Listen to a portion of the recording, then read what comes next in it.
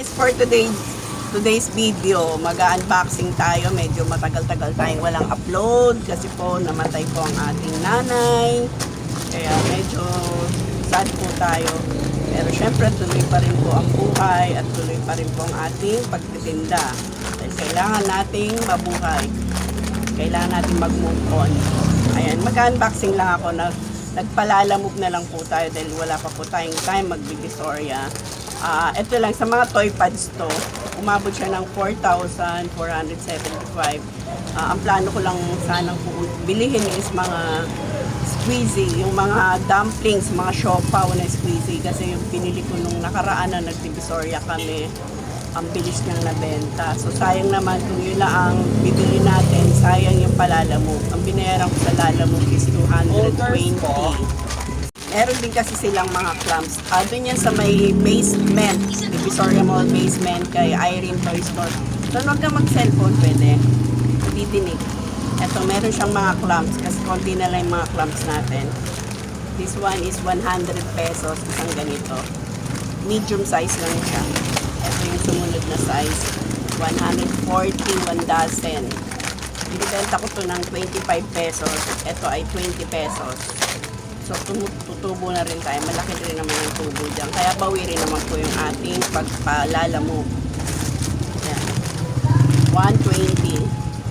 So, pag ibibenta ko to ng 25 isa, papatak siya ng 300. So, may 180 tayo. So, sa isang ganito pa lang, bawing-bawi na yung ating palalamove. Gcash payment yung binibigay ko sa suki ko. Ito is 170. Sumunod to sa, bali ano na to, large. Ang benta ko na nito is 30 pesos.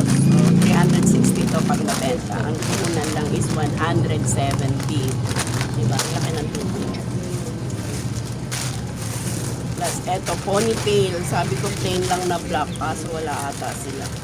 Ito ay 70 pesos. Ang bentahan ko nito is 5 pesos. 150 pesos naman ata ano nito. Hindi ko mabilang pa ito. Ito, mabili rin sa akin to yung ribbon na may hairnet. Ang bentahan niyan is 60 pesos. Ang puhunan mo is 360, 30 pesos. So, doble ang puhunan. Ito, Sunplay, 80 pesos. Ang bentahan ko is 10 pesos. So, 120 yan. May tubo tayong 40 pesos. Okay na yan. Sa ibang bentahan nito is 15 pesos daw. Sa akin, 10 pesos lang. Tapos, ito yung Pogue. 150 ito, isang kilo. Nire-repack ko to ng 15 pieces, 5 pesos. So, ang doble rin yan. Mga 300 plus din yan kapag na-repack natin. Kayong lang. 100. Ito, Sanrio. Bumita yung Sanrio.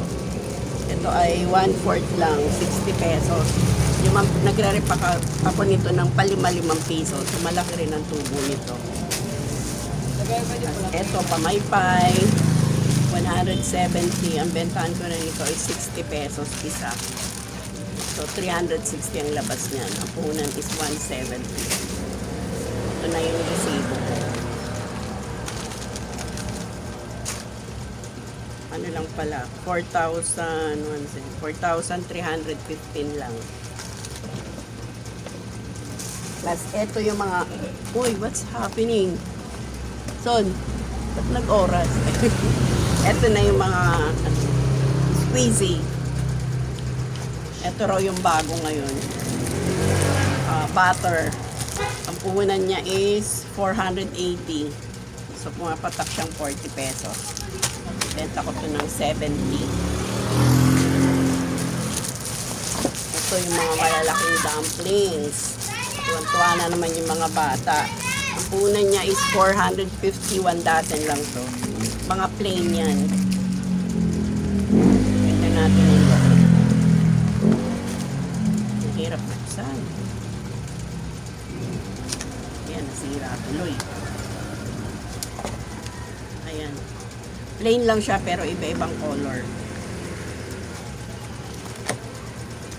Tuwa na mamaya mga bata. Ang bentahan ko niyan is 80 pesos.